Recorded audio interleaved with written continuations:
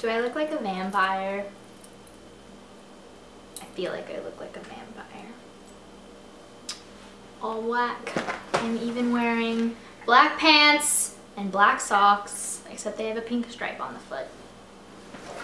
And red lips. So I feel like I had lipstick on my teeth. Gonna do this one.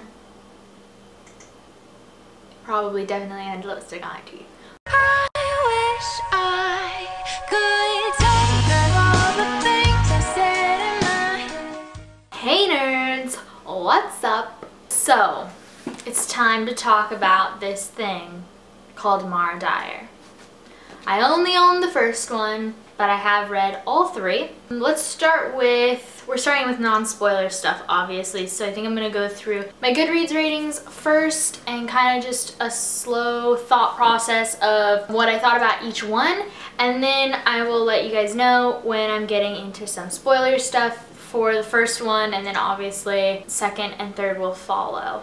So, the first one was a 5 out of 5 stars for me. It was absolutely amazing. Amazing cliffhanger. It was so cool. Mara Dyer is awesome. I love that you are not able to necessarily believe the narrator all the time because Mara, who is the narrator, is very unpredictable and unreliable. So you don't always know if she is seeing what's really there or if she's hallucinating or all of this stuff. So that was really cool. I did go into this book not realizing that there were paranormal activities in it. I thought it was just going to be kind of about a girl that's schizophrenic basically and hallucinating and all sorts of things. There's PTSD involved and all sorts of things.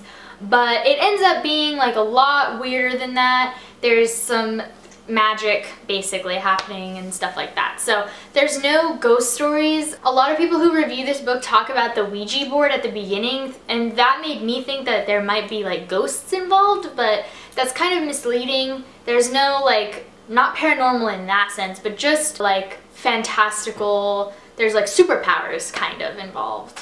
5 out of 5 stars for this one. And then I picked up The Evolution of Mara Dyer, which is the second one, and that one was also very good. I gave it a 4 out of 5 stars, I believe, and that is when I really start to fall in love with Noah Shaw. I already loved Noah Shaw, which is the protagonist's love interest in the series, but he's perfect, and he continues to be perfect in the second one, and he's just amazing. Noah Shaw is beautiful. There's a lot of really cool characters in the series that aren't the main characters too. Like, I really loved the brothers, both of them. The second one is when we get to see some other points of view. Now, it's done really, really well, and it's not done in what you're thinking, I can guarantee you. So I'm not gonna let you know what the other point of view is, but it's some pretty weird and awesome stuff. I think the second point of view that you start to see in the second one and then continues in the third one was my favorite part of the entire series. And then we got to the third one, The Retribution of Mara Dyer, which I also gave a 5 out of 5 stars, I believe.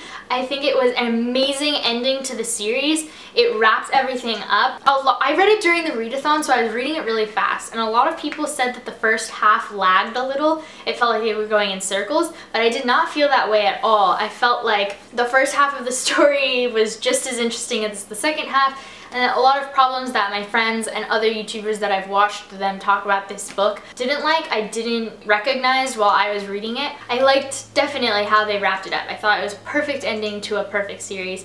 And Michelle Hodkin, I give my hat off to you, but I'm not going to take my hat off because you don't want to see what's under there. So now I'm going to get into some spoilers of the first book. So if you haven't read the series at all, click away and we will start talking about this one. If you have read the first one but not the second one, I will warn you when we get the second book spoilers. So the first book, oh my gosh, this one was just so good. There's so much unknowns. So in this book, you don't know what's going on. You think she's hallucinating Jude, and there's all sorts of like crazy what is real and what is not, and it's just so good. And the cliffhanger at the end with the courthouse steps and Noah, you don't know what happened with the shooting, you don't know who shot somebody, and then she goes to the police department and thinks that she sees Jude, and it's just like, what? And then she gets institutionally committed involuntarily, and all the feels. There aren't even like really words for this book that I can comprehend enough to make into a sentence that you will understand other than sounds that I have already made. I think one of my favorite scenes in this book is when she finds the dog and then goes back angry about the owner and then somehow managed to kill him, but you don't know how. You don't know if there's time missing or what the fuck's going on.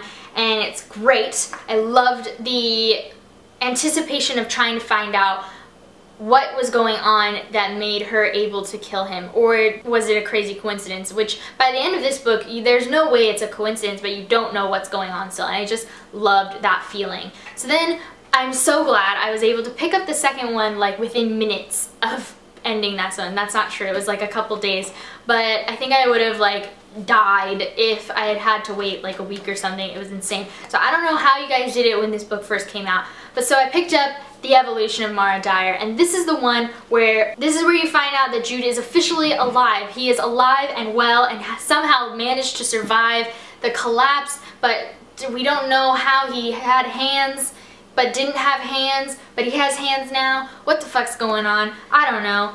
And that roller coaster of Jude stalking her, and then the scene where he makes her try to kill herself on the dock was so intense. I can't even. And I already felt creepy about Dr. Kells the first time we meet her, which is in the very beginning, and that just gets worse and worse and worse and worse as the series goes on. Dr. Kells needs to just no. At the end of Evolution, we get this list of papers that Dr. Kells shows Mara, and in this set of papers it's like name, blah blah blah, and then it has deceased at the end if they've deceased. And Noah Shaw is on the list, of course, because he's manifested the something that we don't know what the fuck's going on. And it says deceased, but I didn't read that part. Like, I don't know if I was skimming or what, or I just didn't mentally comprehend the fact that Noah Shaw says he's deceased. I don't know what just happened. After that, Dr. Kells says it out loud that they couldn't save Noah, and I was like, what the fuck, no? And I went back and had to double read that little paragraph of Noah Shaw and see that it says deceased, because I didn't believe. I thought that it would not say the same thing because she's lying, obviously. No, he's not. He's not dead, because Noah Shaw is perfect and he doesn't get to die. And he can heal, so... And that's how the second one ended. And then I waited 2 weeks before I read The Retribution of Mara Dyer, because I finished The Evolution, and then I was like, wait, I need to control myself, and I need to read The Retribution of Mara Dyer for the Bibliothon. We did it. We handled it. It's fine. And so I picked up The Revolution of Mara Dyer, and for the whole book, you think he's dead. You think he's dead the whole time. Or, well, you don't know if he's alive the whole time. And that was so frustrating to me. Like, can we just find him already? How? I did not trust Jude the second he did whatever he did to get her out. I still don't understand why he did that. And then all of a sudden, Dr. Kells is threatening to kill her while she's on the gurney, and that was really stressful. And this book just seemed to fly by so fast. I almost want to reread it, because maybe it was since I was reading it for a readathon that I was just like reading so quickly. I like didn't get time to process everything that was happening in the book. And then finding out that her brother, the older brother, is in New York searching for the same thing. I saw that coming. I knew that he was going to be involved somehow. The fact that he was in New York and that's where they were planning on going, I knew that he was going to be involved. I wasn't sure if it was going to be quite as positive as it turned out to be. I was more nervous that he was going to end up being somehow a part of the whole thing. That was really nerve-wracking for me, but I'm really glad that he ended up being a good guy, because I loved the family aspect of this book altogether. Mara and the love for her brothers is just amazing to me. It's one of my favorite things about Mara Dyer and her characterization. It's just fantastic. Finding out that Dr. Kells is the foster parent to Claire and Jude was amazing. I loved that turn of events. That was great. It was great writing. That was one of my favorite things. We need to talk about the pivotal conversations we see and how they relate to the present tense, the ones we're seeing of the past, of the grandmother. Those were just amazing. And finding out how they all come together to become the way that how Noah was born, I thought that was so weird. I didn't see that coming. I'm not saying I didn't like it, but I do think that it was weird. But the whole series is weird. I think I liked that it just wrapped all together. Everything is interconnected and everything means something, and that just was really cool to me. And I don't know if I liked the whole good and evil and without him she will destroy everything. If she survives, he'll never be able to survive. That was very weird. I didn't really like how that was going. It seemed very black and white to me, so I'm glad that they didn't end on that note. Also, the fact that the dad was involved. Good on ya, Michelle Hodkin. So that's my thoughts on the Mara Dyer series. Those books are crazy. I love them so much.